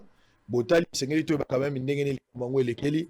Zando, et ça, les bandits, tu bandités. Je pense que c'est important. Tout ça, quand même, sont des cloches pour Yo Zalaki sur terrain. Et ça, là bien. En image, on va se retrouver après. Quand je vais libérer les invités, dans quelques temps ici, pour terminer, j'aurai 10 minutes. N'a ça la moins mise au point. Pendant qu'il va te belé, sur ma réserve d'échange, belé sur ma cambouya recette. J'ai eu quand même des éléments importants. Et ça, tout ça, là, dans ma recherche. Il faut ça la moins mise au point. Pour toyeba nini tozo sala nini l'état ko sala pour le moment na makambo. Il faut na fixer nan. Nous avons des informations. Je dois vous communiquer toutes ces informations. Alors en image, on se retrouve après pour terminer avec les invités. À tout à l'heure. Dans une déclaration faite ce vendredi à Kinshasa par le présidium de la coalition Lamuka, par les directeurs de cabinet de Martin Fayulu, cette coalition politique déplore les manques de patriotisme et d'éthique des agents de l'ordre qui s'est traduit par une violence extrême. Face à cette situation, la Mouka s'étonne du silence des corps diplomatiques accrédités à Kinshasa. Face à cette situation bouleversante, la Mouka s'étonne du silence du corps diplomatique accrédité à Kinshasa, qui s'est, à juste titre, indiqué du passage à tabac du journaliste de RFI, Patient Likoti, mais n'a pas daigné dire un seul mot sur les brutalités et autres sévices réservés au président élu Martin Fayulu-Madidi et au Premier ministre honoraire Adolphe Mouzito, coordonnateur en exercice, ainsi qu'à d'autres journalistes et citoyens congolais. Le présidium de la Mouka annonce l'organisation d'une nouvelle marche pacifique le 29 septembre prochain pour exiger la dépolitisation de la CENI sur toute l'étendue de la République. Le présidium de la Mouka annonce solennellement qu'il organisera une autre marche pacifique le 29 septembre prochain pour le même raison, celle du 15 septembre 2022. Nonobstant ces incidents, le présidium de la Mouka affirme que la flamme de la résistance doit être maintenue, loin de céder aux intimidations de décourager le peuple congolais sans sa détermination sans faille à mener le noble combat de réforme institutionnelle consensuelle en vue de la tenue des élections impartiales, transparentes, crédibles et apaisées en 2023. Très bien, merci beaucoup. On saura si le FCC pourra prendre marche, hein, il pourra prendre part, à la marche où il y a les 29, ceux qui vont prendre part, je ne sais pas parce que ça se dit que pour le moment, il y a probable rapprochement entre le FCC dans la lutte. Il y a opposition. L'honorable pourra peut-être répondre à cette question tout à l'heure, de éviter qu'est-ce qui va se passer. Alors, je vais lire aussi un communiqué démocratique du Congo, ministère de l'enseignement supérieur universitaire, école supérieure des métiers d'information et des commerces ESMICOM. À tous les diplômés d'État anciens et nouveaux, concerne inscription de l'ESMICOM année académique 2021-2022, l'école supérieure des métiers informatiques et des commerces ESMICOM en sigle informe à tous les diplômés d'État qu'elle procède aux inscriptions pour l'année académique 2021-2022 dans les options ci-après. Informatique option, administration, réseau et gestion des bases de données, intelligence artificielle, réseau et technique de maintenance, télécommunications et réseaux informatiques. Sciences commerciales et financières option, gestion financière, fiscalité et compatibilité informatique, marketing digital et communication publicitaire. Pour plus d'informations, veuillez passer au site des SMICOM situé dans la commune de Limité, 1er rue, quartier industriel, Petit Boulevard, Lumumba, non loin de l'hôpital HJ. Voici le contact. Plus 243 82 860 33 18 pour WhatsApp 81 565 40 30. Facebook et SMICOM, site web www.smicom.cdf à Kinshasa. Le 6 septembre 2021, le secrétaire général académique Lukeleka Lunga Patrick. Merci. Honorable Moukebaï, 2 dossiers. Il y a Zando. Zando, yo kendaki, boni Zando ya monene. Et silito et silité, et bandito et bandité, évolution et zanini yo zalaki témoin, n'engena zo compte rendu. Kasiami balepe, n'engena yeba, Olandi l'Assemblée nationale n'enge session zongi, ezali na makambo yo ba retenir na matière ba ko traiter mosusu pe ba bwa kisi. Lokola makambo etalaki nationalité. Ezalaki motuna oyo ndeko tingi pululu akenaki na proposition ya loi kasi balongoli yango. Toloba ke union sacrée bobangi menace o Moïse Katumbi asalaki. Po Katumbi alobaki soki ba meki ko traiter matière wana Katumbi akolongwa na union sacrée. Est-ce que bozongi sima pona yango to ba député bureau ba évaluer pena na ndenge ya malamu. Et puis amisa to suki sana likambo ya processus électoral. L'isolo élection, apparemment, au Vandi, Batobabo Sani, les gens n'en parlent pas, bureau égalité. Nous sommes en train, nous-mêmes, il y a qu'on conjuguer l'effort pour qu'il y ait un retard. Les bureaux, dans notre présidente, bureau évandité, budget ébanité, calendrier ébanité, à part calendrier, Martin Fayou va proposer qu'il y a musique. Au juste élection en gros, et commis dans les oubliettes, ou bien il y en aura. S'il y en aura, il va nous préparer les lots. Quelle est la suite? Il y a processus électoral. Vous avez 3 matières. 7 minutes, 7 minutes. Nyon sur le mbango, kasi tika na zonga lika momoko, ndeko nanga ja Baptiste Azako ba solo, kasi akoti na bunga. Na tika liko ke pa bango ba kundoli le 19 septembre. Tenga na oki yango te. Na mona bobenga ki bosaki yango na suku na chambre. So bosaki yango na moyi yeyo mopanzisa ngo ayebisa biso. Bobengi se ba panzisa ngo ni toyoki yango te na kisasa. Boboyi ko kundola yango, yango ba bakate foelo ka motea mabe. Boye bisaya longola bote mabongo. Obi bato babungi mine, bakombo na bango ya liapi. Les 4 potés, vous en parlez depuis, donnez-nous le nom, on est préoccupés. 4 Congolais. C'est ça, c'est que l'opposition cherche. Et c'est comme 4 potés disparus. Où les noms sont où? Voilà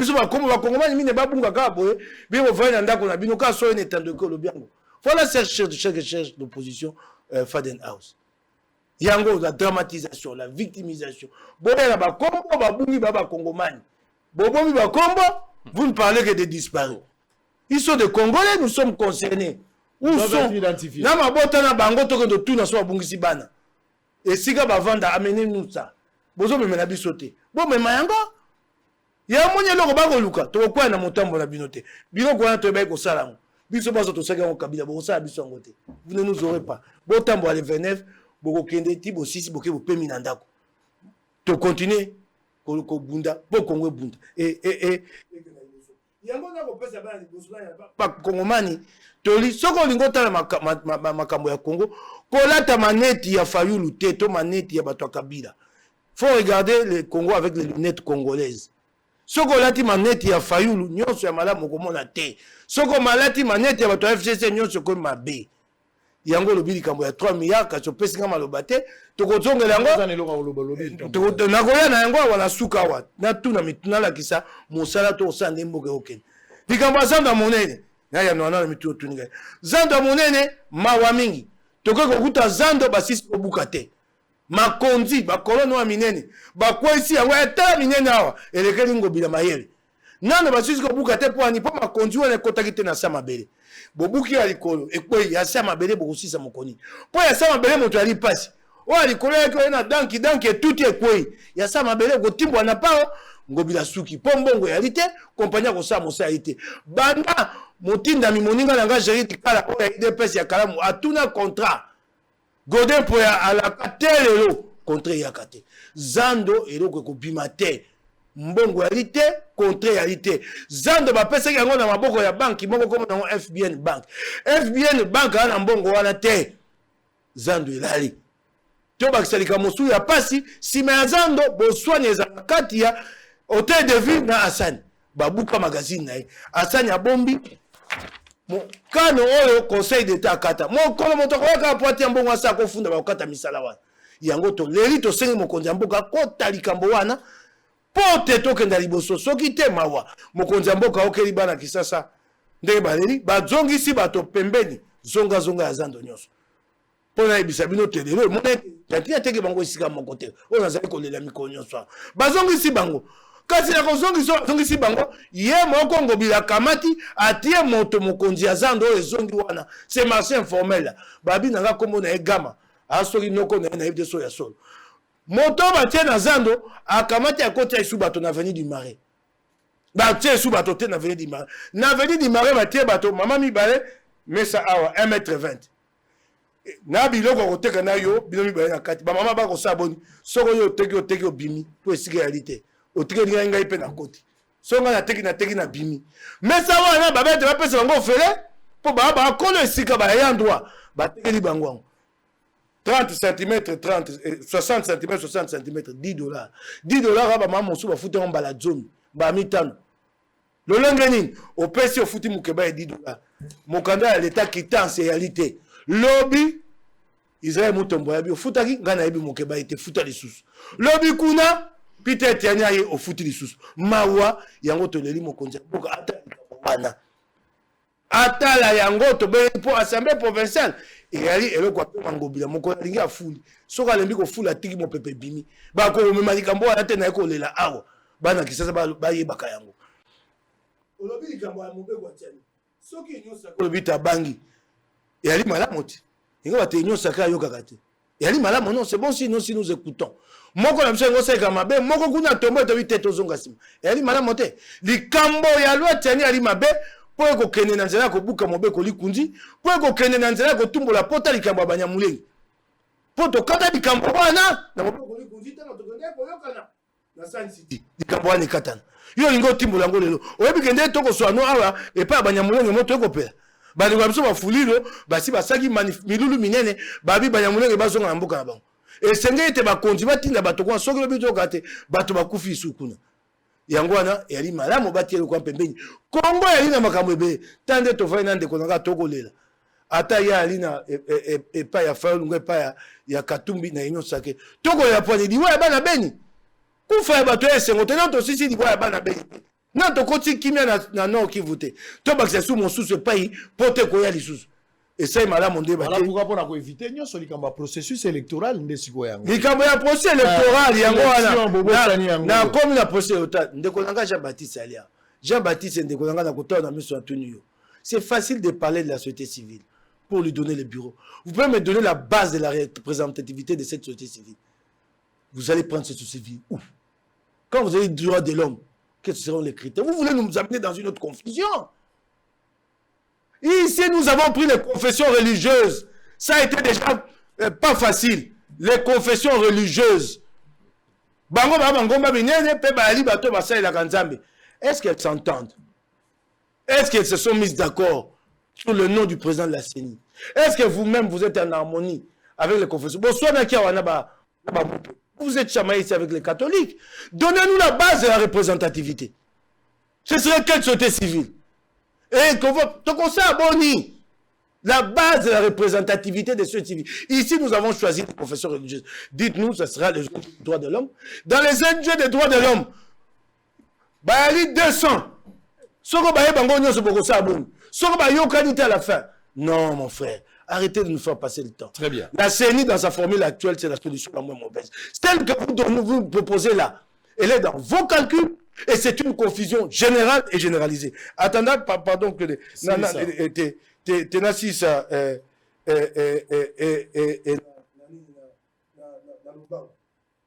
tango boko senga biloko wana bobi boko senga ba réforme faulu ye moko asasengaki ye réforme na c'est sa personne ba pesa ye l'institution chargée des réformes. Voilà les réformes Madine Fadenhouse. Ça, c'est de 1. De 2, vous voulez des réformes en dehors des institutions. Mais vous, en tant que députés nationaux, de décider, vous faites quoi à l'Assemblée nationale? Sortez de là. Amenez-nous en dehors des institutions. Une chose est son contraire. Quelle est votre ligne? Vous êtes dans les institutions. Vous nous amenez, vous voulez toquer Libanda. Si vous voulez toquer Libanda, bon, mais qu'est-ce que vous faites dans les institutions? Qu'est-ce que vous faites dans les institutions? Bon, Bima. Très bien. Sortez des institutions. Très bien. Comme ça, vous êtes logique avec vous-même et nous apprécierons si nous allons vous suivre. Très bien. Réaction très rapidement. Bien. Il y a Parmi les matières. Ouais. D'abord, Kombo et Batoyo, porté disparu. Nous avons décrit les noms dans notre communiqué de presse. Je vais vous il est sur en ligne. Je vais vous le partager. Les noms sont là, même de toutes les personnes arrêtées. Des adresses de famille, non, des disparus. Bien identifiées dans le communiqué. C'est parce que mon téléphone est éteint. Si vous avez ces communiqués à la maison, envoyez-le-moi. Nous en avons besoin. Moi, je vais manger. Nous allons échanger les numéros. Envoyez-moi. Plus le numéro, j'ai besoin des adresses. Vous les avez. Envoyez-moi ça. Et moi, je vous prends un témoin. Quand j'aurai les adresses, je vous les envoie. Très bien. Et nous allons en reparler. Deuxième élément, à l'objet des critères, nous avons dit, la loi, ce n'est même pas nous. Votre loi sur la CENI, l'article 10, vous avez dit, les confessions religieuses et les organisations de la société civile concernées sont celles ayant la personnalité juridique, une existence effective sur le terrain et une expérience avérée en matière électorale. Vous ne les connaissez pas? Tango Bokei, Kosala, complot autour de confessions religieuses, qu'ils transmettent un PV. Bobosani, ba confession religieuse, nini, Namboko, les une expérience avérée en matière électorale, Nenge Lobami, l'article 10 et la loi Nabino. Alors, le processus électoral est bloqué. Pourquoi? Ils ne veulent pas vous dire la vérité. Ils ne sont pas prêts pour aller aux élections. Parce que le bilan, il y a des tueries na Beni. Dans leur boîte noire, il faut récupérer aux 2 ans, bazalaki na mariage na FCC. Baba na compteur à 0. À partir de la création à l'Union. Mais ça, c'est le schéma de Kabila que nous avons mis en échec. Nous n'allons pas accepter ça. Jean-Baptiste, comment tu m'as balabala au plateau? Qui a dit ça? Bazolo Bawapi. Ça, c'est la rumeur. Ça ne regarde pas l'Union sacrée officielle. Terminé. Bon, maintenant, j'en viens. Qu'est-ce qui bloque également?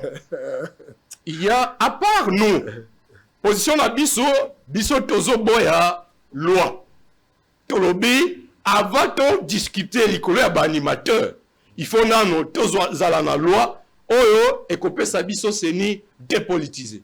Mais il n'y a pas que nous, les confessions religieuses. Bazo contester nini. La Bécho, la lobby, nous avons eu des menaces, des chantages de corruption pour soutenir un candidat.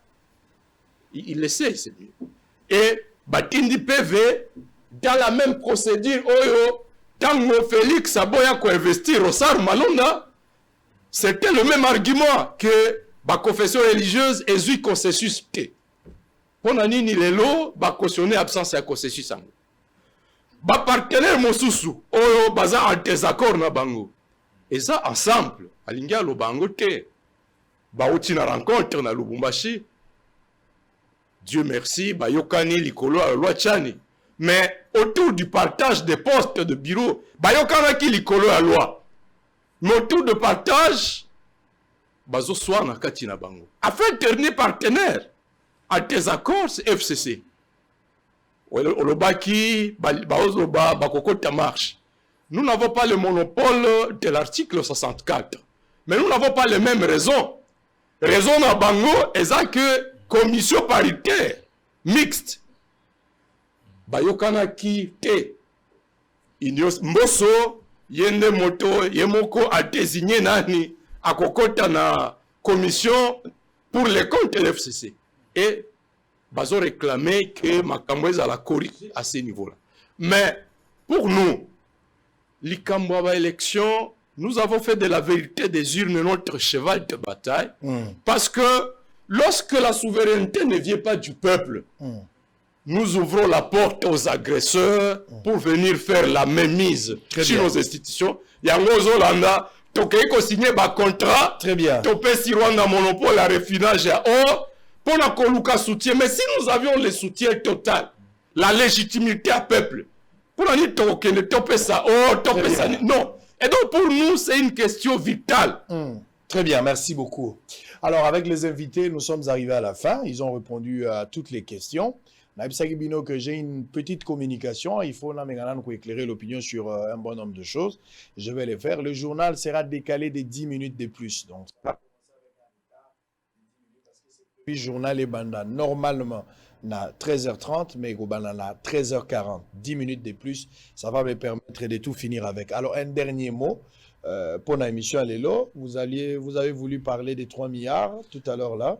Nayo qui monte ma passe pour Silisa Ambango, comme Nasuka, Jean-Baptiste Bilante, il y a Zako Landa Bioka, Yokana, Ebi de Soa Kendaka, et pas parlementaire de Boubalobaka, Aye Kolubango n'étendue que Wa Babiloko comme Mahan Italio Nabisco Yokaka.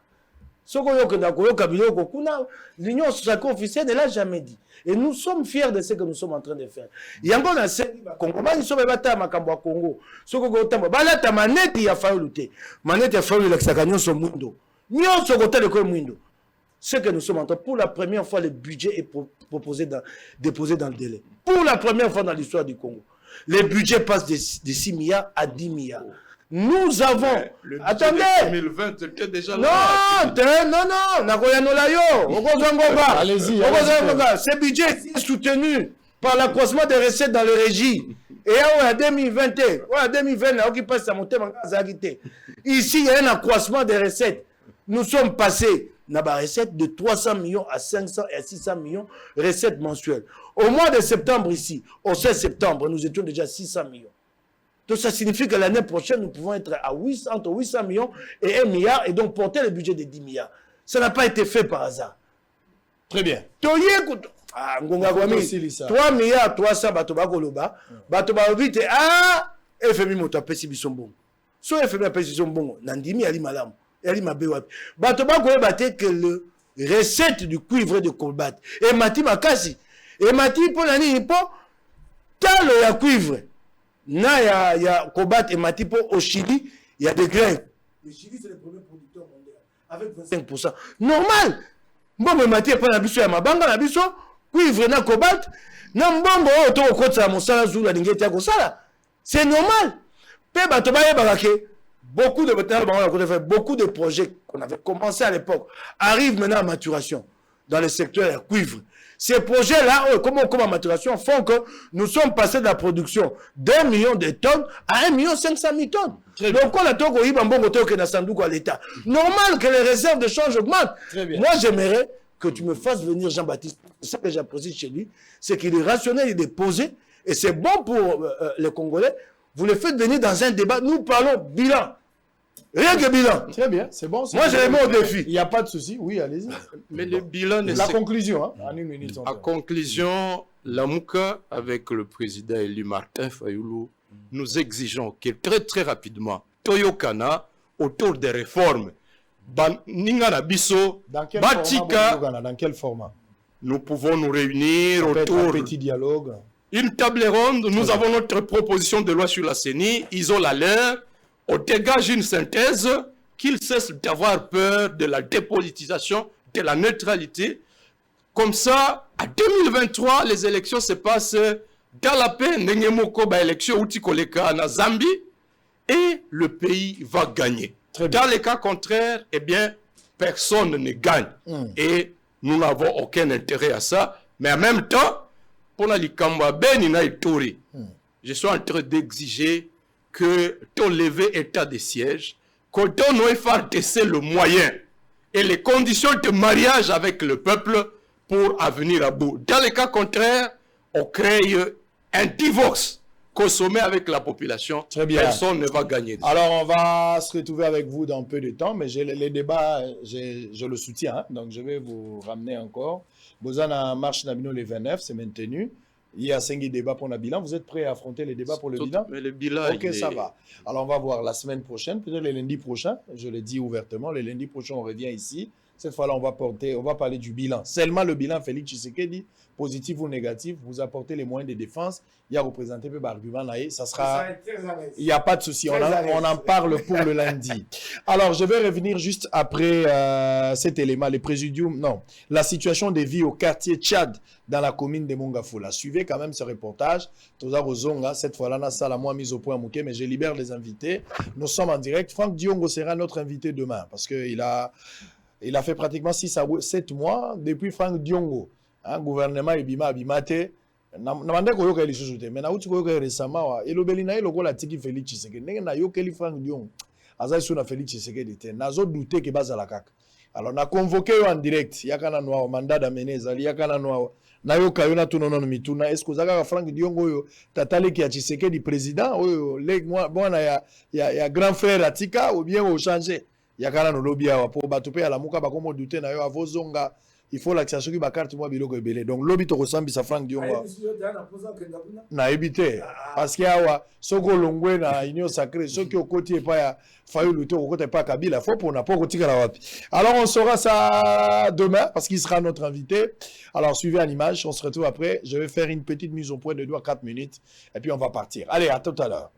La population du quartier Plateau 1 dans la commune de Mongafula vit dans une situation de précarité très déplorable. Cette population lance un cri d'alarme aux autorités du pays pour endiguer cette situation. La précarité dont il est question est relative à la pénurie d'eau, les délestages continus d'électricité ainsi que la menace de plusieurs têtes d'érosion. Déçus, ces habitants se sont exprimés en ces termes. Je pense que vous avez trouvé le milieu, nous sommes enclavés. Ici, on n'a pas de route, on n'a pas d'eau, nous sommes totalement entourés par des érosions et nous sommes vraiment en insécurité. Il y a une grande partie qui vit dans les noirs et une petite partie qui ont du courant. Alors c'est pour cela que nous sommes en train de lancer un message aux autorités, de venir un peu voir la situation d'ici. Parce que ça fait très mal. La population qui vit déjà dans la précarité, chaque jour, pour arriver jusqu'au niveau de l'intendance, il faut débourser 2000 francs, aller-retour 3000 francs. Donc je vous dis, c'est vraiment difficile. Naebite papa na mboko soba konzi bazalaka. Toana population na Tchad so otali ondimate. Mais tozaka na nzela te, maite, courant te. Batuka bango moko individu azui abongisi nzela. Est-ce que gouvernement basunga rango? Basunga rango te. Bakonzi na biso. Tomona bango kaso ekomi élection. Élection baye bakosi kosi biso, ba wa koso ba polo bazui moi base bazui. Babongisela biso nzela. Biso tozali awa na kati ya capitale ya Kinshasa. Tout près ya institution munene ya l'état inikine ezali tozali kolomoko na inikine. Mais tozo nireke na kati ya Zamba bakonzi bakipe bazokipe biso te. Nzela ya malungu ezate ngala za motard na kuma moto. Mais soko munene na kuma moto yo mutu na memi kuto yokela ngana mawa. Ozomaka ke no nazobunda. Nzela mabe. Mais bakonzi bazali na moment ya campagne mona bango bazo kitana mituka bo voter mais awa na ta oyo ata député moko to mona été. C'est le moment opportun pour que les autorités interviennent en toute urgence et proposent de vraies solutions capables de sauver le quotidien de cette population abandonnée à son triste sort. Très bien, je pense que situation Yamboka dans l'ensemble, et dans la Babisika et Belé, rien ne marche. Il ne faut pas qu'on se voile face, on doit se dire la vérité. Il y a des choses qui ne marchent pas et c'est qu'il faut courage ya koloba yango. Na bandako tuna régie des zones nationales. Nazo tuna régie des zones nationales. Pourquoi tisikoyo bato bazali ba responsable ya ba entreprise wana baza kolongola bango te alors que ba rapport déjà o ngana moni ezali ba rapport o ezali mabe pona bango et puis rapport ya munene pona national na régie des eaux senga ba papier ba ko commenter même biso moko na vie auto ça ba plainte auto za nango et ça déjà rapport moko akabla pona bato régie des eaux nationales. Pourquoi DG wana ya SNEL na régie des eaux bazo ba che gouvernement na kisi nazo comprendre te pourquoi ba longola bango te alors que ba montrer ba limite na bango DG ya SNEL na régie des eaux. Pourquoi bazo longwa te to bondela est-ce qu'il faut délivrance bati ya biso na kisi to batia gouvernement na kisi pourquoi baza ko longwa te to batia IGF na kisi pour rapport à SNEL na régie des eaux tisiko ebimite na ebite IGF so batia open na kisi na ebite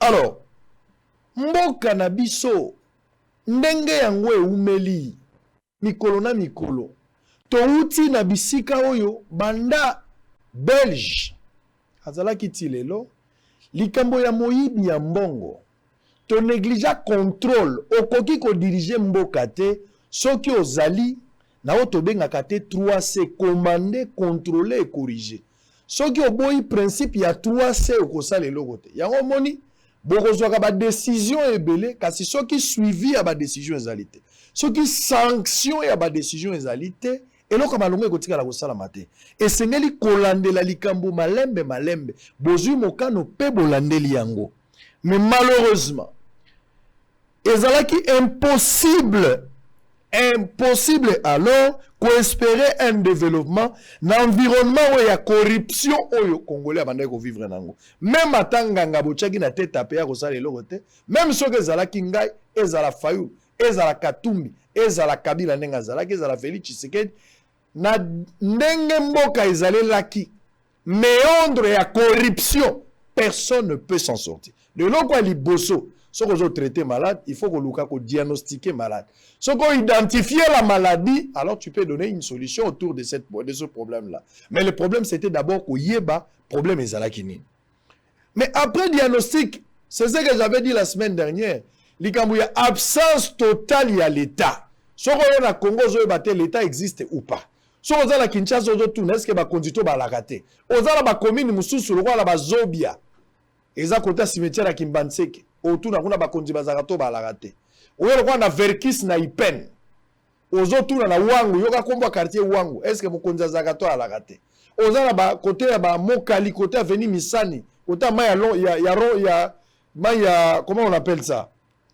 maya bon benga maya l'envers côté ya Bichakuchaku côté ya ba Wenza Milangi soko ke kuno zotuna eske l'état zala côté ba Siforko et na ba place des ordres ezali constaté yo mo mituna l'état zalaka to azalaka te côté na ba camp militaire autour zo l'état zalaka parce que il y a des civils ba combien ko vanda pe na kati ya ka soda ma loger civil nanda kuna eme ya kati studio civil alwa kuna do civil ala ko signer pe akimika mbango na kan lobi azonge pa na bango nzoka za civil biloko wana nyonso tomoni yango likambu ya contrôle tozanga ki contrôle na mboka o so contrôle ezalaki ça pouvait nous aider mais contrôle même na mbongo ya l'état ezalaki te justice et maina ba problème tile yo mokonzi mboka leli po na justice mokonzi mboka zo le latina justice likambu police koloba kutu te likambu police policier azomela bangi na batu policier oyo aza spécialiste na makambo susu na kamo ndenge nini PP général Kasongo bisabiso ndenge nini police de police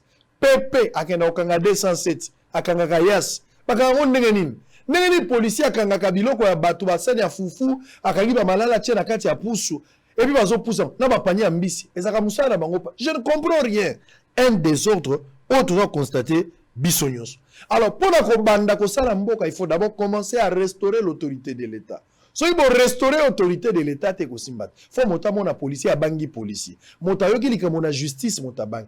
Tala ndenge batu ebele ya mikolo, ba mikolo to banda ko banga kala. Ba yana biso batata leki, ba noko ba oto banda ko banga. Ba pire vie, ba o ba banda ko bangi sabiso. Avant na mutuka fini buto alobi, boni batango bazali akabati obokabo la bimisi bozo $300 bokabo bino boke ko bunda na nzoka ya yibaki million tala bato ngo ndenge bazoko ka suko lobate na bisaki bino déjà ke ba chantier belé ko sila tena mboko ba sombi ezali bino ba policier bino bato boko somba biso bato to ko somba mama ndunda yo mto ko somba politicien ko silisa sunda kuna mbonga muyibite à côté ka chantier biso de to ko somba na bino c'est normal pourquoi parce qu'il est question de restaurer l'autorité de l'État. Mbongo ya l'État balia kango lokola ngubate. Mais les gens ici à Kinshasa au Congo, baza ko yiba. Ba kombo na bango eleki na kombo ya mboka. Bomengo na bango eleki okuta ba individu muso akotaka pauvre maleki commune na mbongo. Aleki province na mbongo bazali mbongo uti wapi. Ba projet beleza intérieur. Mbongo nango bima me bato babetango pe munduki. Mbongo pe kenda na ndenge nango. Nayoki polémique moko tout makambo ya ba réserve de change. Les gens parlent réserve de change. Ngala okota na ba français mingité. Na linga ipenda mwasi ya ndunda ye ba réserve de change linko lobani. Réserve de change ezali mbongo ya trésor public te. Et réserve de change ezali mbongo ezalaka na banque centrale, ezali mbongo oyo eyaka na devise to loba na mboka na biso lokola dollar. Tina nango ezali nini? Mbongo wane yali tango ba importateur bako kamata ba mbongo ya ba franc congolais to ali nango. Po ba luka bakendo somba Thomson libanda soso libanda mbongo na biso ezaka monnaie moko ya libanda te bako kende na banque centrale bango ba pesi franc bango ba pesi bango banque centrale ko pesa bango devise bango ba pesi franc donc eza presque lokola ka de to baka ba échange réserve wana nde yaka bato apa ba cambiste nga na pesi mbongo ya franc bango ba pesi nga mbongo ya dollar yango nde réserve d'échange mbongo wana ko bomba yango pote soki bato balingi bakende somba libanda ba importateur bakoyaka na franc to kopesa bango ba mbongo ya devise po bango bakende ko somba c'est comme ça yango babengaka réserve d'échange et sengela ki na expliquer bato ebele baza ko ebate banque centrale esengeli na sanza nyonso a disposer 800 millions mais bon monaka ba soso ezobima ba Thomson eye biloko to somba libanda yaka o ba importateur bakenda ko somba po bazwa misolo ya kendo somba yango banque centrale ya Congo esengeli ya bomba 800 millions de dollars chaque fin du mois pour na ko sala échange na ba importateur tango bango bazokende ko somba biloko libanda esengeli tozala na 800 millions. Joseph Kabila tango azokende atikaki réserve d'échange wana presque na 800 millions. Ezalaki mbongo pona mwa moko c'est-à-dire soto lobito sala réserve échange ya moi et kozalaka pona mwa moko mais atikaki 800 millions. na vérifier pas ya maman wana ya banque maman oya sika wa azali ndo ya maman na ngai. Pour le moment tokomi na 3 milliards. 3 milliards. Il y a réserve de change. Donc, tout le basso qui tologi, to bomba penza mbongo boy na ndenga kopesa ba importateur et ko sa biso lokola sanza misato. To ko vanza sanza misato bato ba kolia mbongo ezo mezo kene. Kasi eza moke. Et c'est ngoto ko na réserve de change ya inani ya 2 ans ya 5 ans. Ndenga na mboka ba paizaka ba 10 ans ba 15 ans. Kasi 3 mois par rapport à ndenga to uti na sanza moko ezali ebele. Peu importe l'origine ya mbongo, bo expliquer mbongo uti ça, moi je ne suis pas là-bas. Moi mon problème est ali que tolongwe na 800 millions, to komi na 3 milliards pour na 3 mois na moni ba avancer et salami. Pour na kosuki ça, natali ba avancer msuli kambwa recette ya l'État. Mbongo ya l'État oyo kaka l'État komi na mbongo to l'État za na mbongo te mbongo ngo utaka wapi? E utaka na ba taxe, e utaka pe na ba impôt. Au total na mboka na biso tozali na 15 000 entreprises. Oyo zali reconnu baza na mikanda ezali 15 000 entreprises oyo bakotisa mikanda to yebi place to kozwa ba taxe ezali. 2018, 2020, même 2019. Soko tali yango ba recette to sali na mbongo to zo na ba recette na biso to zo na ba impôt ba taxe na ba impôt. Tant to sangisa ba mbongo wana mbongo na biso bandako na jeka na ba 300 millions de dollars ndeko mukeba uti ko lobangwa. Do se yebana ki to na ba recette mo standard ezaka 300 millions. Kasi na fin ya 2020 tango balongoli makambu ya ba exonération. Balongoli makambu ya ba patrouille financière e bandi mwa makasi exonération yoso ba bomi o ya lukuta.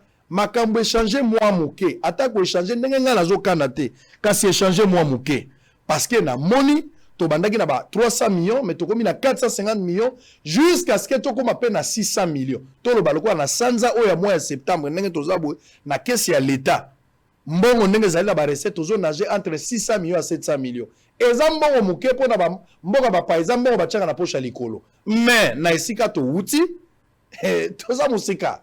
Et si tu as to poussani déjà, parce que tu as commis entre bas 700. Donc, à moins 10 jours, tu as libiso. Tu dois à la fin du mois, tu as occupé 800 millions. Et c'est possible. Ce qui est là, c'est malamu. Et c'est possible de occuper ko sala yango.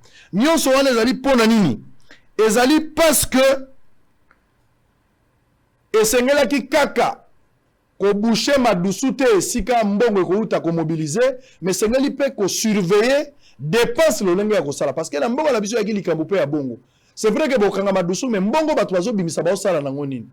Ngala zo tuna. Tango ba konzi basala ka ba assise.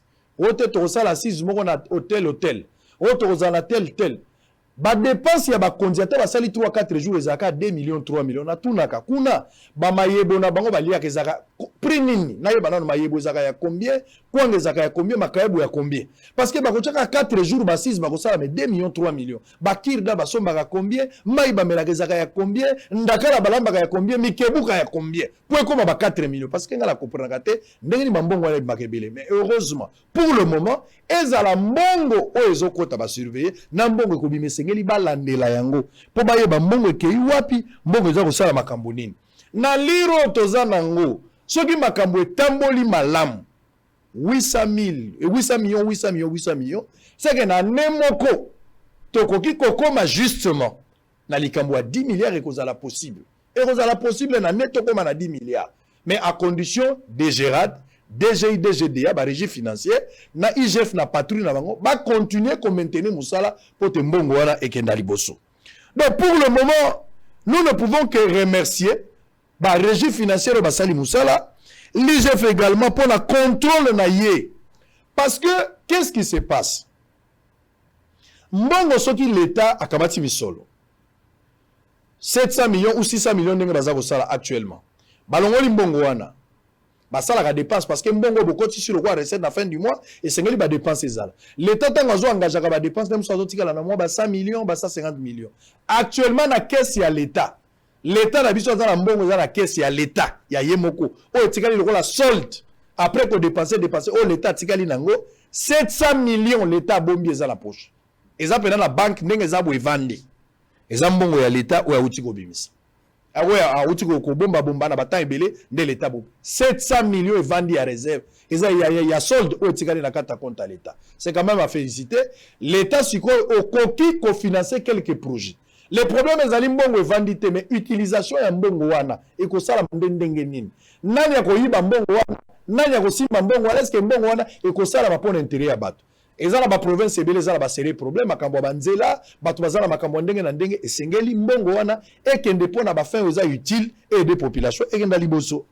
Nazo tuna ndeko sama lukumbi na selemi na suisi ne loko. Okoyebisanga 700 millions wana kosala nango. Quel est le programme du gouvernement? Bokosala na mbongo nini 700 millions. Na reverse bino na tebe ke besoin na 700 millions mais bokosala nango nini. Na yoki depuis la semaine passée. Bopesi na Beseko 150 millions de dollars pour financer moi quelques projets ya développement. Na lingina yeba 150 millions wana IGF Olandela. Toyeba mbongo yango ekosala musala nini. Mais na yebi ke la kati ya 150 millions, je vous donne la nouvelle, hôpital Mamayemo bazo kangango. Bazo kango hôpital Mamayemo, ba malade musu ba okende bangaliema, ba musu ke ba hôpital musu ça dépend ndenge l'état kozwa mesure na ye, mais bazo bimisa bato ba okende ba hôpital. Mamayemo bazako buka yango, bazo buka Mamayemo. Bazo ton hôpital wana na 59 millions de dollars. Na kati ya mbongo bapesi Beseko 150 millions, l'état a 59 millions de dollars ba affecté ngo pona hôpital Mamayemo. Contrairement à l'hôpital au Batonga cinquantenaire, babimisa 100 millions de dollars, hôpital à cinquantenaire. Alors que le bâtiment existait déjà à l'époque, il y a circo, il fallait pas que ça soit malamu, mais il y a 100 millions de dollars, hôpital ango, et comment on morgue, bah toi qui n'as qu'une amie dans cinquantenaire pour la mort, bah toi qui n'as pas pour la maladie. Mais Mama Emo yango pour la première fois, bazo buka Mama Emo bakotonga, Mama Emo na 59 millions de dollars mbongo wana ezali mbongo au gouvernement sur 700 millions au batikali nango na sol, babimisi 150 millions bapesi yango na Beseko pour que Beseko ameka kotala ba projet miki ya développement entre autres le kama Mama Emo. Tozo senga na premier ministre apesa biso plan tout mona yango, mais en même temps IGF vous devez suivre ça pour que tu comprendre. Mais en outre makambo pe aveni ki kwiti na moni gouvernement central la koti, makambo ya pont a Bongolo gouvernement koti, aveni Mombele gouvernement koti, mo makambo ebele ko salama esengeli toyeba mbongo yo tobimi ezokende wapi nani paza ko salango. Mais koleka nyonso lazo expliquer awa soki bato balie nanu te zéro eloko bazo zela Tshisekedi tilelo on social nanu apesi esengo ya batute ya makasi eza kolia soso ekiti te bato balie nanu te ezaka ka discours ti bato bakolia nde bakobeta maboko soki bato balie nanu te français leki ebele eloko moko ekokota te na 700 millions na bino lokwa bolongoli 150 millions bo banza siko likambo ya kolia bo sale la biso bilanga na interne tolingi koyoka kama bakosomba kaka biloko te bolo na biloko bato balia biloko awo soki tolia biloko na biso ekosala biso malamu. Je pense que vous avez suivi tout ce que je dis. Mbongo eza na l'état nanu ebimi ebele te ba 1650 millions toyobe ke wapi to boy français ya ba procès toyoba mbongo wana eke wapi. Je pense que bosolo ya lelo na tongo esili lobi toko yamba Frank Diongo na tongo toko yamba tango susu pe bande comme dans les après-midi. Restez toujours branchés, les journaux c'est juste après cette émission. Bosolo na politique, merci na bato nyonso ba participer à l'anniversaire na biso et les cas qui malamu bato bayaki ba pesinga réseau ke na lobaki fallait ba na kirda pongombe zala ki au rendez-vous. Merci Kimi na mabota na bino tokuta na mbalo ekoya. Bye bye.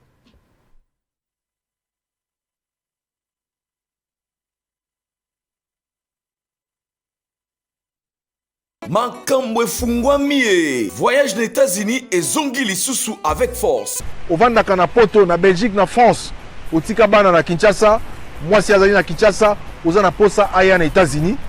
Contactez biso na ba numéro ezali wana na se. Toko sunga yo, pote mwasi na yo to bana na yo, baya na États-Unis. Bandeko nyonso oyo nzamba ko sunga ba gagner, tozali ko benda bino matoi. Ba procédure ezali ya ko changer, sala ke bana dossier na yo, ozui chance na yo nzamba sungi yo po za la sélectionner. Zonga na dossier na yo na ba bureau na biso, toko traiter yango na ndengo esengeli. Pour epesa yo possibilité ya koya na mboka États-Unis esika nazali. Ozalaka na poto na France, Belgique, Afrique du Sud, pe na États-Unis d'Amérique, otika mwana na Congo, otika mwasi pe bandeko na yo na mboka RDC, ozana posa bakoma na mboka ya Oncle Sam na États-Unis d'Amérique. Tala occasion yangoyo à ne pas rater avec Ben Lobich, le spécialiste en immigration américaine, Oyo Azaliko travailler na ba avocat américain. Obengaye na numéro Oyo, plus 243 81 81 11 214 et puis au Benguié na 001 202 913 89. Au Benguiwana au Zuba instruction pour na mwana mwasi to bandeko na yo bakende na États-Unis d'Amérique.